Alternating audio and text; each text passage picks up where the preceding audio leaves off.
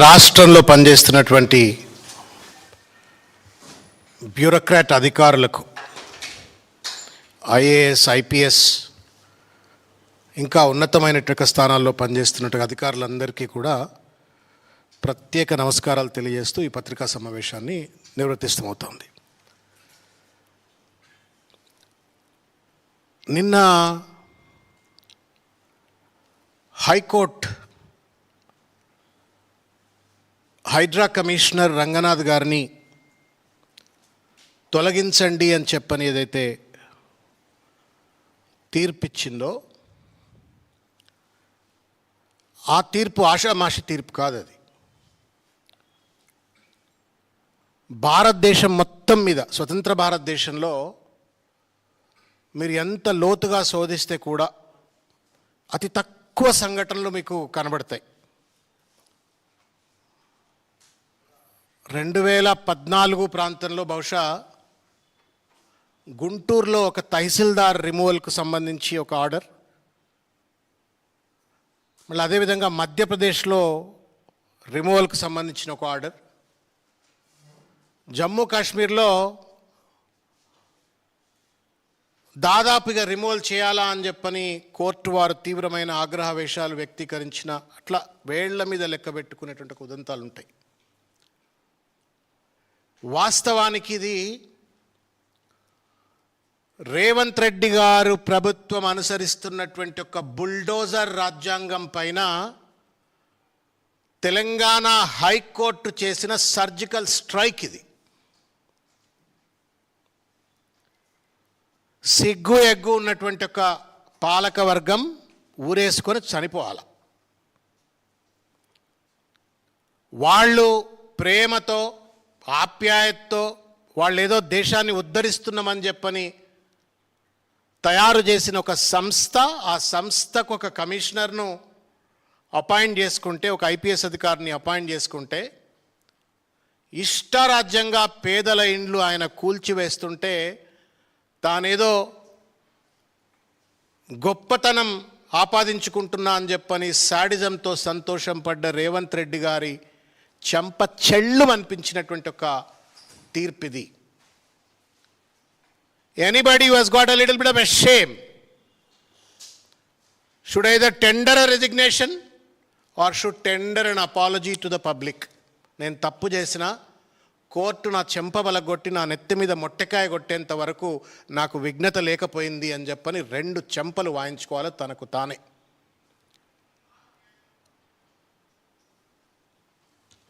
ఈ విషయం పైన అనేక సందర్భాలలో బీఆర్ఎస్ పార్టీ హైడ్రా అనేటువంటిది ఒక మాన్స్టర్గా మారిపోయింది. పేద ప్రజల యొక్క జీవితాలతో చెలగాటమాడుతూ ఉంది. ఏళ్ల తరబడి కలలు గని ఒక ఇల్లు కట్టుకుంటే ఆ ఇల్లును బుల్డోజర్లు పెట్టి అర్ధరాత్రి నోటీసులు లేకుండా అప్రజాస్వామికంగా కూల్చివేస్తుంది. ఇది అనైతికము, ఇది అన్యాయము, ఇది రాక్షసత్వము అని చెప్పని నెత్తి మీద నోరు పెట్టుకొని బీఆర్ఎస్ పార్టీ చెప్పినప్పటికీ కేవలం ఏదో రాజకీయ దుగ్ధతో రాజకీయ ఆరోపణలు చేస్తున్నారు అని చెప్పని కొట్టిపారేసిన రేవంత్ రెడ్డి ఏం సమాధానం చెప్తారు అని చెప్పని నేను వాళ్ళు అడుగుతా ఉన్నాను. నేను ఒక్కసారి కేసీఆర్ గారు గతంలో ఏం చెప్పిండ్రు, వారు చెప్పింది వాళ్ళ నిజమైంది అనేటువంటి ఒక విషయాన్ని తెలంగాణ సమాజానికి అంతా తెలియజెప్పడం కోసం అని చెప్పని గతంలో కేసీఆర్ గారు ఏమన్నారో ఒక్కసారి దయచేసి వినాలని చెప్పని నేను కోరుతా ఉన్నాను.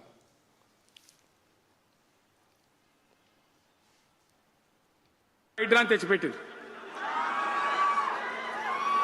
దానికి ఆ హైడ్రాకు ఆ పిసిసి ప్రెసిడెంట్ అనుకుంటాడు ఆయన, కాంగ్రెస్ కమిటీ అధ్యక్షుడు, ఆయన నిజామాబాద్లో పోయి చెప్తుండు, హైదరాబాద్లో హైడ్రా, నిజామాబాద్ కూడా తెత్తాం బిడ్డ, నిజామాబాద్లో నిడ్రా, రేపు జగిత్యాలలో కూడా జిడ్రా అంటాడు. ఇక అది ఏం కావాలి?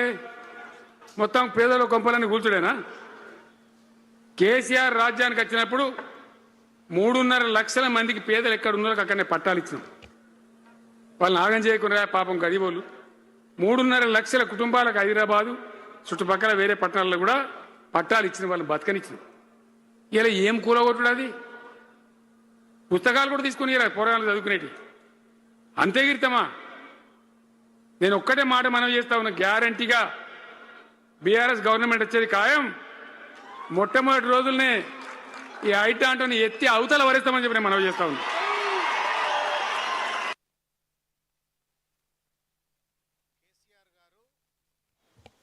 ఎన్నికల ప్రచారంలో భాగంగా హైడ్రాను నేను ఎత్తిపరేస్తా, ఇది అనైతికమైనటువంటిది, అప్రజాస్వామికమైనటువంటిది, రాక్షసత్వంతో కూడుకున్నటువంటిది, పేదోళ్ల ఇల్లు కూల్చడం కోసం రేవంత్ రెడ్డి గారు దీన్ని నియామకం చేసిండ్రు అని చెప్పినటువంటి ఒక విషయం ఇవాళ హైకోర్టు, నిన్నటిదాకా మేము అన్నప్పుడు రాజకీయం అన్నావు, మరి ఇవాళ హైకోర్టు కూడా దాన్ని కేసీఆర్ గారి మాటను ఒప్పుకుంటూ ఇవాళ ఈ తీర్పునిచ్చింది కదా రేవంత్ రెడ్డి.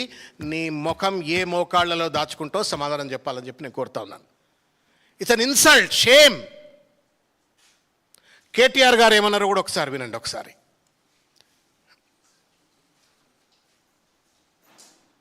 ఇట్లా వాళ్ళ అరాచక పాలనలో వల్ల ఇప్పుడు మీరు చూడండి, విధ్వంసకర ఆలోచనలు హైడ్రా, విధ్వంసకర ఆలోచనలు హైడ్రా. హైడ్రా అనేది ఒక విధ్వంసకర ఆలోచన. ఎట్లా అంటారా? Selective justice is not correct Kalyan. ఇప్పుడు ముఖ్యమంత్రి గారి ఇల్లు స్వయంగా కోస్గిలో, కొడంగల్లో, రెడ్డికుంట అనే ప్రాంతంలో ఉంది, ఎఫ్టీఎల్లో ఉంది. ఆధారాలతో సహా నేను చూపెట్టాను. ముఖ్యమంత్రి గారి బ్రదర్ ఇల్లు దుర్గం చెరువు ఎఫ్టీఎల్లో ఉంది.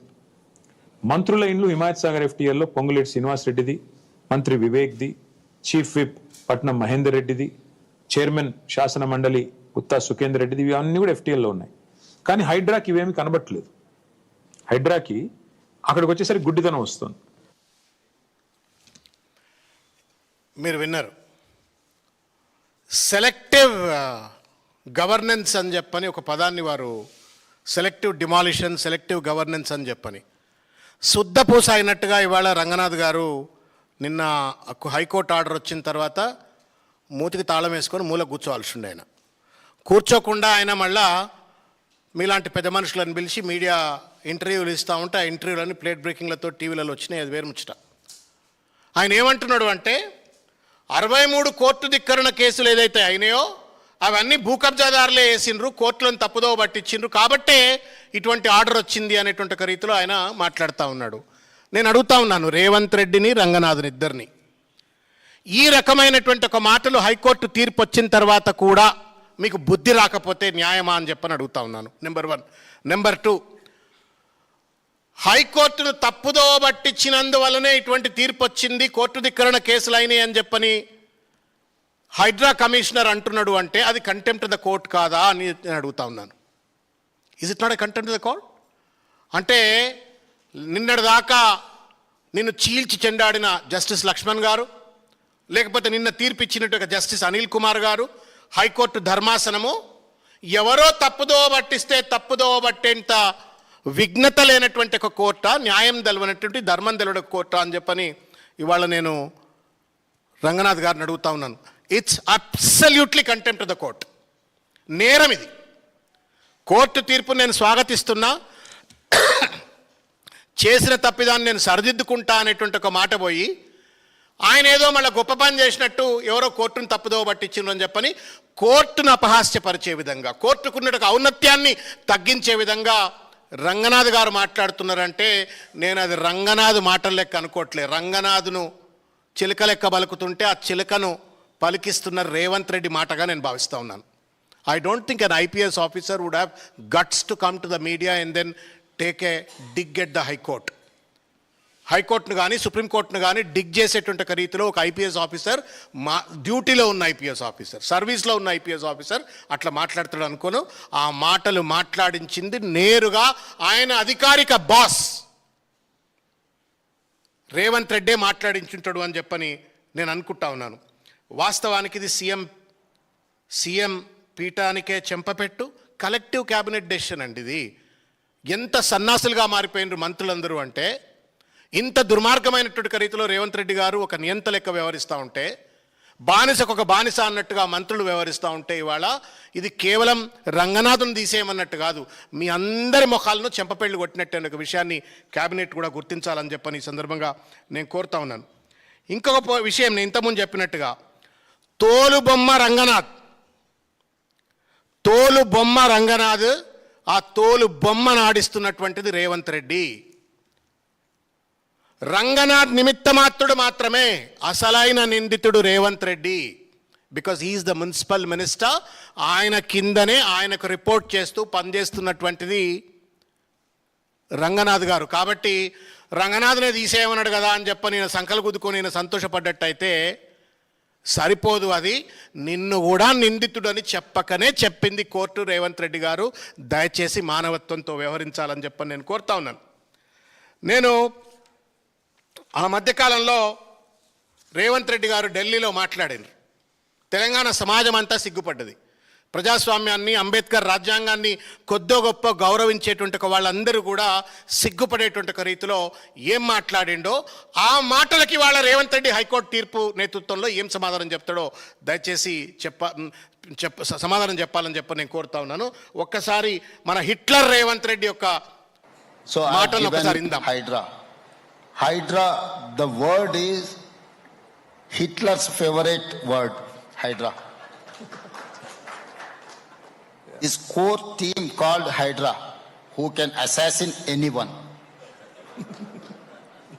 So I have taken inspiration from Hitler. I have named as a Hydra. I have established an organization with a senior IPS officer. I have given 3,000 retired army people and others. Today, anyone, you ask anyone who can dare to encroach any water body in my state or in my Hyderabad. I've demolished like anything. Demolished like anything.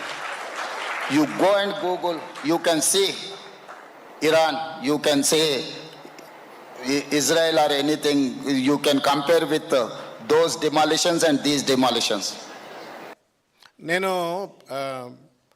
Media మిత్రులకు, మీరు communication స్పెషలిస్టులు, మీరంతా మా అందరికంటే కూడా మేధావులు media వాళ్ళు.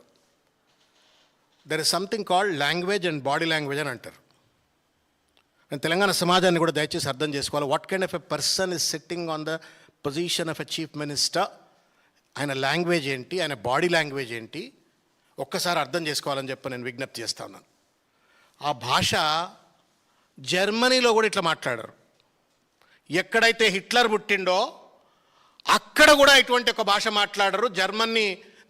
German దేశస్తులు కూడా హిట్లర్ను నేను స్ఫూర్తిగా తీసుకున్నా అని జర్మన్కి సంబంధించిన ఒక్కడన్నాడు. నిషేధం, హిట్లర్ పదం జర్మనీలో నిషేధం. ప్రజాస్వామ్య విలువలు కలిగినటువంటి ప్రజాపాలన అని చెప్పుకుంటున్నటువంటి ఒక ఏ దేశంలో కూడా హిట్లర్ లాంటి వ్యక్తిని స్ఫూర్తిగా తీసుకోరు. కానీ రేవంత్ రెడ్డి లాంగ్వేజ్ చూసిండ్రు, బాడీ లాంగ్వేజ్ కూడా చూసిండ్రు. ఇట్లా డిమాలిష్ అంటున్నాడు, డిమాలిష్ అని చెప్పని. అంటే ఎంత శాడిస్ట్ మనస్తత్వంతో వ్యవహరించిండ్రు. ఆ శాడిజానికి ఇవాళ హైకోర్టు చెంపబలగొట్టింది. ఇప్పుడు కూడా వచ్చి చెప్పు నేను డిమాలిష్ చేసిన గాజా, ఇరాన్, లేకపోతే ఇజ్రాయిల్ అని చెప్పని ఇప్పుడు కూడా మాట్లాడని చెప్పని నేను రేవంత్ రెడ్డి గారిని కోరుతా ఉన్నా. సిగ్గు ఎగ్గు ఉండాల. పాలక వర్గం అనేటువంటి వాళ్ళు తోటమాలి లాంటి వాళ్ళు, ప్రజలను కాపాడేటువంటి వాళ్ళు, ప్రజలకు ఇండ్లు కట్టించేటువంటి వాళ్ళు, కడుపు నిండా అన్నం పెట్టేటోడు పాలకుడు అవుతాడు. కానీ కడుపులు ఎండబెట్టి ఇండ్లు విధ్వంసం చేసి నేనేదో ప్రజల మీద యుద్ధం చేయడం కోసం అని వచ్చినా అని చెప్పుకున్న రేవంత్ రెడ్డిని ఇవాళ హైకోర్టు చెంపబలగొట్టిందనే ఒక విషయాన్ని నేను మరొక్కసారి గుర్తు చేస్తున్నా.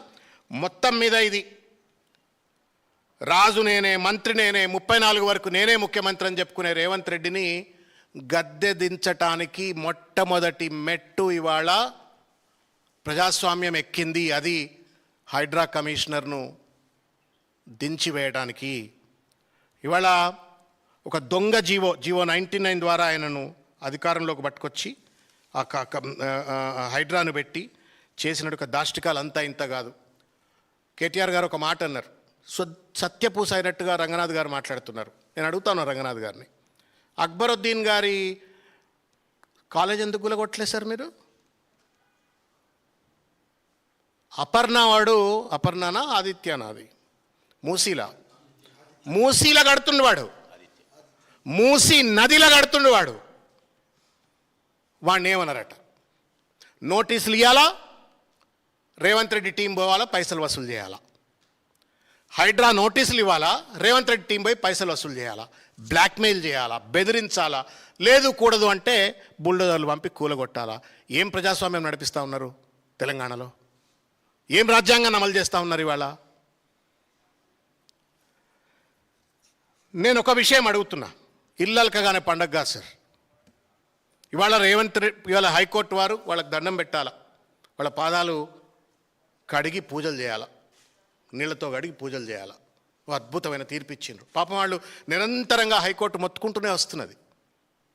What you're doing is wrong. Notice ఇవ్వకుండా కూల్చొద్దు, అర్ధరాత్రి పోయి కూల్చొద్దు, సెలవు దినాల్లో పోయి కూల్చొద్దు, డ్యూ ప్రాసెస్ ఫాలో కాండి, కాన్స్టిట్యూషనల్ నామ్స్ ఫాలో కాండి అంటే మా రాజ్యం, నేనే రాజు, నేనే మంత్రి, నేనేం చేస్తే చలామణి అవుతుంది అని చెప్పని రంగనాథ్ని అడ్డం పెట్టుకొని తోలు బొమ్మలే కాడిచ్చి ఇవాళ విధ్వంసానికి పాల్పడ్డాడు. నేను అడుగుతా ఉన్నాను, if whatever Ranganath has been done was wrong, hence the High Court has removed him from the position, ఆ డిమాలిషన్స్ అయినటువంటి యొక్క నష్టపరిహారం ఎవరిస్తారు? ఎవరు ఇవ్వాలి నష్టపరిహారం? Court has finally concluded that this fellow is indulging in violation of the law. చట్టాన్ని ఉల్లంఘిస్తుండు, రాజ్యాంగాన్ని ఉల్లంఘిస్తుండు, ప్రజాస్వామ్యాన్ని ఉల్లంఘిస్తుండు, పరిపాలనకు ఉన్నటువంటి ఒక బేసిక్ బిజినెస్ రూల్స్ను పాటిస్తలేడు అని చెప్పని కోర్టు చెప్పి ఆయనను పక్కకు పెట్టండి అని చెప్పిన తర్వాత, రేవంత్ రెడ్డి నువ్వు దోచుకున్న సొమ్ము నుండి ఆ కూలిన ఇండ్లకు కంపెన్సేషన్ కట్టిస్తావా? ఆత్మ బలిదానం చేసుకొని చనిపోయినటువంటి ఒక బుచ్చమ్మ, ఎవరు ఆ తల్లి, ఆ తల్లి ఫోటో చూపెట్టండి, ఆ తల్లికి ప్రాణం తీసుకొచ్చిస్తారా ఇవాళ రేవంత్ రెడ్డి, రంగనాథ్ ఇద్దరు? నేను డిమాండ్ చేస్తా ఉన్నాను ఇవాళ, ఇక డెమోక్రాటిక్ డిమాండ్ చేస్తా ఉన్నాను బీఆర్ఎస్ పక్షాన. ఒకవేళ కనుక Ranganath removal is democratic constitutional decision by the high court, the compensation also must be paid by this government to all the victims. ఎన్ని ఇండ్లు కూల్చిండ్రా నాయన మీరు? ఈఎంఐలు కట్టుకొని, లోన్లు తెచ్చుకొని, పాపం పేదోళ్ళు, మధ్యతరగతి వాళ్ళు, చిన్న చిన్న సాఫ్ట్వేర్ ఇంజనీర్లు ఇండ్లు కట్టుకుంటే పర్మిషన్లు ఇస్తారు మీరే, కరెంటు పర్మిషన్ మీరే ఇస్తారు, కట్టుకోమని పర్మిషన్ మీరే ఇస్తారు, నల్లా నీళ్ళకి పర్మిషన్ మీరే ఇస్తారు, సివిల్ ఇన్ఫ్రాస్ట్రక్చర్కు పర్మిషన్లు మీరే ఇస్తారు. మీరు ఇండ్లు కూలగొట్టి మేము ఏదో గొప్ప పని చేసినాం, ఇరాన్ ఇజ్రాయిల్ డిమాలిష్డ్ అని చెప్పని రేవంత్ రెడ్డి ఒక సైకోపాత్ లెక్క మాట్లాడుతుంటే ఇవాళ కోర్టు కొట్టేస్తే, who should rebuild those houses? ఎవడు కట్టియాలా ఇండ్లను? ఏం పరిపాలన ఇది? ఇండ్లు కూల్చేటోడు పాలకుడు కాదు, ఇండ్లు కట్టేటోడు పాలకుడు అవుతాడు. కడుపులు ఎండబెట్టేటోడు పాలకుడు కాదు, కడుపు నింపేటోడు పాలకుడు అవుతాడు. ఒక దుర్మార్గమైనట్టు ఒక పాశవిక రాక్షస పరిపాలన కొనసాగిస్తూ, ఒక నియంత లెక్క కొనసాగిస్తూ, దానికి పోలీసు వాళ్ళని అడ్డం పెట్టుకొని ఇష్టారాజ్యం ఆడుతూ ఉండు. నేను ఒక అపీల్ చేయదలుచుకున్న పోలీసు వాళ్ళకు, people come and go, political parties will come and go, but what remains is the constitution. మీకు ఇంకొక 10 ఏండ్లో 20 ఏండ్లో 30 ఏండ్ల సర్వీసులు ఉన్నాయి అందరికీ. అందరూ లెక్కలు రాసుకుంటారు కదా అందరూ. రేవంత్ రెడ్డి దొంగ లెక్కలు రాసి గత ప్రభుత్వంలో అద్భుతంగా పనిచేసినటువంటి ఒక అరవింద్ కుమార్ గారు లాంటిలో ఇంకోటి వాళ్ళని ఇబ్బంది పెట్టినప్పుడు మీ దొంగ పనులు చేసినటువంటి వాళ్ళని వదిలిపెట్టామా? రేపు మేము కూడా వస్తాం కదా 2 ఏళ్లకు అధికారంలోకి. ఎవరిని వదిలిపెట్టాం? లెక్కలు రాస్తాం, ఒక్కటొక్కటి అన్ని లెక్కలు రాస్తాం. అందరిపైన న్యాయపరమైన, రేవంత్ రెడ్డి లెక్క బ్లాక్మెయిల్ పరమైన కావు, న్యాయపరమైన, చట్టపరమైన, ధర్మబద్ధమైన ఇంక్వైరీలు జరుగుతాయి, పనిష్మెంట్ తప్పనిసరిగా పడుతుంది. దొంగ కేసులు పెడుతున్నారు, భూ కబ్జా కోరులకు అండగా ఉంటున్నారు, అడ్డమైన ఎఫ్ఐఆర్లు పెట్టి వాళ్ళ బాధితులను వేధిస్తూ ఇవాళ ఒక దుర్మార్గమైనటువంటి ఒక రాక్షస రాజ్యం పోలీసులు నడుపుతా ఉన్నారు, బ్యూరోక్రాట్స్ నడుపుతా ఉన్నారు. పైసలు ఇస్తే ఎన్ఓసి క్లియర్ అవుతుంది, పైసలు ఇవ్వకపోతే ఎన్ఓసి ఫైల్ మూలగబడుతుంది. పైసలు ఇస్తే ఎఫ్ఐఆర్ అవుతుంది, పైసలు ఇవ్వకపోతే ఎఫ్ఐఆర్ కాదు. దొంగల లంగగాళ్ళు పైసలు ఇస్తే వాళ్ళను రక్షిస్తారు, బాధితులపైన కేసులు పెడతారు. 100 ఉన్నాయి, నా దృష్టిలోనే ఒక 100 కేసులు ఉంటాయి ఇట్లా. ఎవరిని కూడా వదిలిపెట్టాం. ఇవాళ రంగనాథ్ను హైకోర్టు పట్టుకోవచ్చు, కానీ రేపు ప్రజా కోర్టులో ప్రతి ఆఫీసర్ను కూడా, because government is all about not just the politician, bureaucracy and the judiciary. అందరము కలెక్టివ్ అయితే గవర్నమెంట్, అదే ప్రజాస్వామ్యం. రేవంత్ రెడ్డి ముసుగులో ఇష్టం వచ్చినట్టుగా డ్రామాలు ఆడతామంటే ఏ అధికారిని కూడా వదిలిపెట్టము. నేను ఇంకొక విషయం చెప్తున్నది, ఇవాళ తెలంగాణలో రేవంత్ రెడ్డి అహంకారానికి, భారత రాజ్యాంగానికి మధ్యన యుద్ధం జరుగుతుంది. ఇవాళ రేవంత్ రెడ్డి అహంకారానికి, భారత రాజ్యాంగానికి యుద్ధం జరుగుతూ ఉంది. ఇవాళ ప్రజల హక్కులకు రేవంత్ రెడ్డి యొక్క అణచివేత ధోరణికి ఇవాళ యుద్ధం జరుగుతూ ఉంది. అందుకే కేసీఆర్ గారు అన్నారు, ఈ బుల్డోజర్ పాలనకు చరమగీతం పాడుతా, నేను అధికారంలోకి రాగానే ఎత్తి పరేస్తా అని చెప్పన్నాడు. థ్యాంక్స్ టు హైకోర్టు, వాళ్ళే ఇవాళ రంగనాథ్ను పక్కకి ఎత్తి పడేసిండ్రు. నేను అడుగుతా ఉన్నాను ఇవాళ కొన్ని విషయాలు. రాజ్యాంగం మీద ప్రమాణం చేసి ముఖ్యమంత్రి అయినట్టుగా రేవంత్ రెడ్డి, రాజ్యాంగం మీద ప్రమాణం అంటే సొల్లువాగడు కాదు, ప్రజలతో చేసుకున్న ఒప్పందం అది. ఆత్మతో కోటాను కోట్ల మంది ప్రజల ముందు చేసుకున్నటువంటి ఒక ఒప్పందం అది, ఒక కాంట్రాక్ట్ అది. దాన్ని వాళ్ళను ఉల్లంఘిస్తున్నావు. చట్టాన్ని అమలు చేసేవాడే ఇంత పెద్ద ఎత్తున చట్టాన్ని ఉల్లంఘిస్తూ వస్తే 63 కంటెంప్ట్ కేసులు ఈయన మీద. సామాన్య పౌరుడి కోర్టు మీద ఏం గౌరవం ఉంటుంది? లా అండ్ ఆర్డర్ మీద ఏం గౌరవం ఉంటుంది? ఓ గంజాయి అమ్ముకుంటానికి ఎందుకు గౌరవం ఉండాలి కోర్టు ఆర్డర్ మీద? ఓ డ్రగ్స్ అమ్ముకుంటానికి కోర్టు ఆర్డర్ మీద ఎందుకు గౌరవం ఉండాలా? లేకపోతే రోడ్డు మీద చాకు చర్పట్లు కొట్టేటోడికో లేకపోతే హఫ్తాలు వసూలు చేసేటోడి కోర్టుల మీద ఎందుకు గౌరవం ఉండాలా? ఇఫ్ అన్ ఐపీఎస్ ఆఫీసర్, 3 సింహాల టోపీ పెట్టుకున్న ఒక ఐపీఎస్ ఆఫీసర్కు, ఒక ఏసీపీకో, ఒక సిఐకో, ఒక ఎస్ఐకో ఒకవేళ చట్టం మీద గౌరవం లేకపోతే సామాన్య జనంకి ఎందుకు గౌరవం ఉండాలా? ఇదే కదా ఈ పరిణామ క్రమంతో ఢిల్లీలో జంజీ పిల్లలు వచ్చి రోడ్ల మీదకి వచ్చి కొట్లాడిన మనం అందరం అమాయకులం. ఒకవేళ కనుక వాళ్ళు కేవలం నీట్ కోసమే కొట్లాడిండ్రు అనుకుంటే. They have not just fought for NEET, they fought for a collapse of the entire institution. Democratic institution failure అయిపోయి అన్ని వ్యవస్థలు సర్వనాశనం అయిపోతే జవాబు లేక నిరాశ, నిస్పృహ, ఆక్రోషంతో రోడ్ల మీదకి వచ్చి కొట్లాడినారు. ఇంకా కూడా బుద్ధి తెచ్చుకోకపోతే ఎట్లా రేవంత్ రెడ్డి గారు? నేను అడుగుతా ఉన్నాను ఇవాళ కొన్ని ప్రశ్నలు అడగదలుచుకున్నా. కొంచెం ఎలాబొరేట్ అయినా దయచేసి కొంచెం భరించాలని చెప్పని నేను కోరుతూ ఈ ప్రశ్న అడుగుతున్నా. నేను రేవంత్ రెడ్డిని అడుగుతున్నా, ప్రజల అభిప్రాయాలను మీరు గౌరవిస్తున్నారా? ప్రతిపక్షానికి, ప్రజాస్వామ్యంలో ప్రతిపక్షం ప్రభుత్వ పక్షం రెండిటికి సమాన హోదా ఉంటుంది. ప్రతిపక్షం లేవనెత్తున్న అంశాల పట్ల నిజమైనటువంటి ఒక రీతిలో గౌరవిస్తున్నారా? కోర్టు ఆదేశాలను, కోర్టు రాజ్యాంగ స్ఫూర్తిని మీరు పాటిస్తున్నారా? పేదల హక్కులను మీరు కాపాడుతున్నారా? మీరు తీసుకుంటున్న ప్రతి నిర్ణయానికి జవాబుదారీతనంతో ఉన్నారా? మీపై వస్తున్న విమర్శలను పాజిటివ్గా స్వీకరిస్తున్నారా అంటే లేదు. తొండల భాష, పేగుల భాష, గుడ్లు బీకే భాష, ఈ భాషతో ఇవాళ రాజకీయం అంటేనే ఒక రౌడీయిజం, గూండాయిజం, ఒక చిల్లర భాష, బూతు భాష అనేటువంటి ఒక రీతిలో దిగజార్చినట్టు ఒక రేవంత్ రెడ్డి గారికి నేను ఒక విషయం చెప్పదలుచుకున్నా. బలమైన ప్రభుత్వాలే విమర్శను స్వాగతిస్తాయి, బలహీనమైన ప్రభుత్వాలే ప్రశ్నను అణచివేసే ప్రయత్నం చేస్తాయి, ప్రశ్న అంటే భయపడతాయి. కూల్చివేతలతో పాలన సాగదు, బెదిరింపులతో ప్రజల విశ్వాసం రాదు, అరెస్టులతో అసమ్మతిని అంతం చేయలేవు, అడ్డమైనటువంటి ఒక రైజింగ్ బీజింగ్ అని చెప్పని ప్రచారాలతో ప్రజలను మభ్యపెట్టలేవు అనే ఒక విషయాన్ని గుర్తు చేసుకొని చివరిగా ఒక మాట చెప్తున్నా. అధికారం శాశ్వతం కాదు రేవంత్ రెడ్డి గారు, అధికారం శాశ్వతం కాదు, ప్రజలు శాశ్వతం, పదవి తాత్కాలికం, రాజ్యాంగం శాశ్వతం. ఆ రాజ్యాంగాన్ని కాపాడడం కోసమే ముఖ్యమంత్రి ప్రధానమైన కర్తవ్యం. కానీ నువ్వు నేను హిట్లర్ నాకు ఆదర్శం, గాజా, ఇజ్రాయిల్, ఇరాన్ డిమాలిషన్స్ ఆదర్శం అంటే మంచి కొరకాసు కాల్చి మనకు కనబడుతుంది. రంగనాథ్కు పెట్టిండు, రేవంత్ రెడ్డి కూడా పెట్టినట్టే, మొత్తం క్యాబినెట్ మంత్రులందరికీ కూడా కొరకాసు పెట్టినట్టే. చాలా విషయాలు ఉన్నాయి, మీడియా వాళ్ళు చాలా విషయాలు కొన్ని ప్రజల దృష్టికి తీసుకురావాల్సిన అవసరం ఉంది. నేను మరొకసారైనా మాట్లాడతాం. ముఖ్యమంత్రి కార్యాలయంలో అధికారిక కేంద్రీకరణ మొత్తం అంతా centralise, no cabinet minister is independently working. మొత్తం ఆయనకి ముడి కిందనే పెట్టుకున్నాడు, మొత్తం ఆయన నిర్ణయాలే, సీఎంఓనే, అది కూడా సీఎంఓలో ఉండే అధికారుల నిర్ణయాలు. మంత్రివర్గంలో చర్చలు లేవు, చర్చకు ముందే భారీ ప్రకటనలు చేసి పడేస్తాడు, ప్రజాభిప్రాయం లేకుండా కీలక నిర్ణయాలు తీసుకుంటాడు. హైడ్రా లాంటి ఒక రాక్షస సంస్థలకు విస్తృతమైన అధికారాలు ఇచ్చేసి ఒక విచ్చలవిడి దోపిడీ పాలనకు, అవినీతి పాలనకు ఇవాళ స్వీకారం చుట్టిండు. మూసి ఇట్లా చెప్పుకుంటూ పోతే ఒక 100 కేసులు ఉన్నాయి ఇట్లా రేవంత్ రెడ్డి గారు చేసినట్టు ఒక నిరంకుశమైనట్టు ఒక తీరు.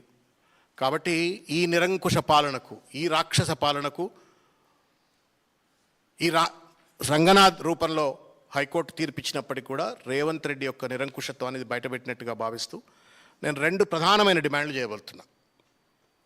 రాజ్యాంగానికి, రేవంత్ రెడ్డి అహంకారానికి జరుగుతున్న యుద్ధంలో రాజ్యాంగం తప్పనిసరిగా గెలుస్తుంది, దేర్ హో సక్తా అందేర్ నీ హోతా. కానీ ఈ మొత్తం యుద్ధంలో బలి పశువులు అయినటువంటి ఒక పేద ప్రజలను ఆదుకునే బాధ్యత ఇవాళ రేవంత్ రెడ్డి గారి పైననే ఉంది. ఎందుకంటే ఆయన ఇచ్చిన ఆదేశాల మేరకే హైడ్రా వచ్చింది. ఆయన ఇచ్చిన ఆదేశాల మేరకే రంగనాథ్ విధ్వంసాలు చేసిండు. ఆ విధ్వంసాల ఫలితంగా ఇండ్లు కోల్పోయి బిచ్చగాళ్ళు అయిపోయి నానా ఇబ్బందులకు గురవుతున్నటువంటి ఒక ప్రజలను ఆదుకునేటువంటి ఒక రాజ్యాంగపరమైన విద్యుత్ ధర్మం రేవంత్ రెడ్డి పైనే ఉంది. ఆయన జేబులకెళ్ళి ఏమి ఏమంటలే నేను. ఆర్ఆర్ ట్యాక్స్లకెళ్ళి రేవంత్ రెడ్డి డబ్బులు ఇవ్వాల్సిన అవసరం లేదు. ఆయన వసూళ్లు చేసిన ఆర్ఆర్ ట్యాక్స్లకెళ్ళి at least from the public exchequer ఎక్కడెక్కడ డిమాలిష్ చేసినావో ఆ కంపెన్సేషన్స్ అన్ని కూడా ప్రభుత్వమే భరించాలని చెప్పని కోరుకుంటూ ముగిస్తా ఉన్నాను. ధన్యవాదం. Thank you. ఒక చిన్న 30 సెకండ్ అన్న ఇంకొక విషయం మీ దృష్టికి తీసుకొద్దామని చెప్పని రేపు మాట్లాడదాంలే. Thank you.